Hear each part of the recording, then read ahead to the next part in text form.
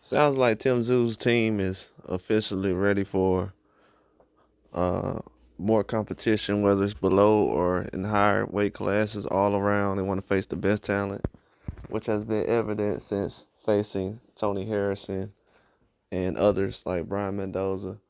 But Jaron Ennis is someone whose name was asked from the media and reporters, and they said that absolutely they would be interested in fighting Jaron Ennis, and when he moves up, they'll be ready to fight him, and they're ready to fight anybody at 154.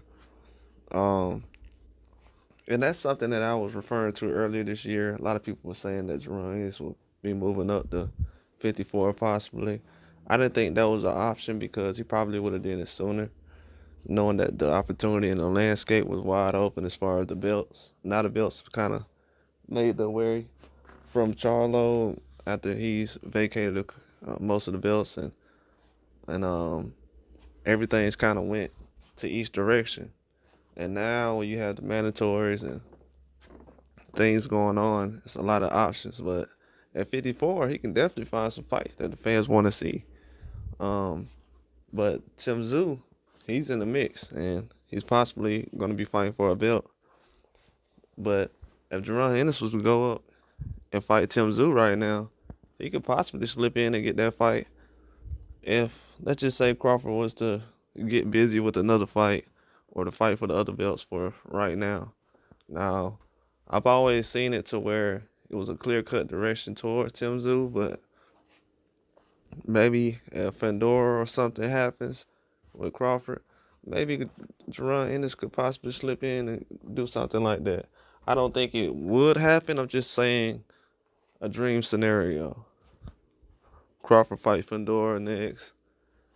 Tszyu wins. Ennis wins. They go straight into a fight for 54.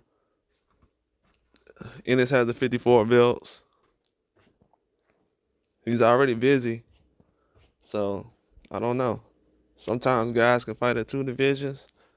It happens a lot, but I'm pretty sure once he moves up, he's going to be going. But that's a fight that's going to be on the radar for a couple of years, with or without Terrence Crawford around.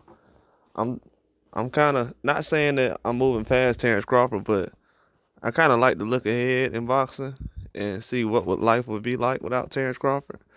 And Jaron Ennis and Tszyu would be on a crash course eventually, because eventually Jaron Ennis is going to want to move up, and eventually him and Tszyu will beat enough people or face enough guys to where there'll probably be no one left at the end, and they'll be the best options to fight.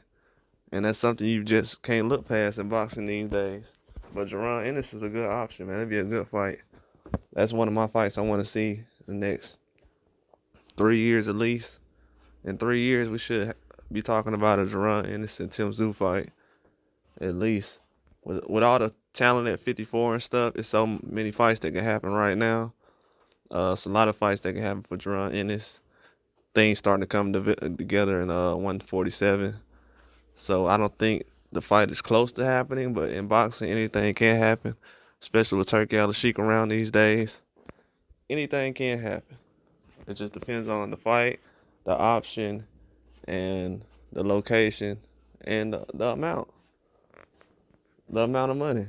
What you're getting paid definitely matters, but I think if things turn out to go the way it's supposed to, that can be a real good fight in the future, along with the other fights. I wouldn't mind seeing Tszyu fight Majramov, but that's definitely a fight I can see. And it's going to be on the table for years to come. Like I said, a lot of these guys are close to around the same age. It's not like the age difference that Crawford and Ennis have. They're a lot closer in age. So a lot of these fights are going to get made down the line. It just depends on when and where and what platform. But it's going to happen.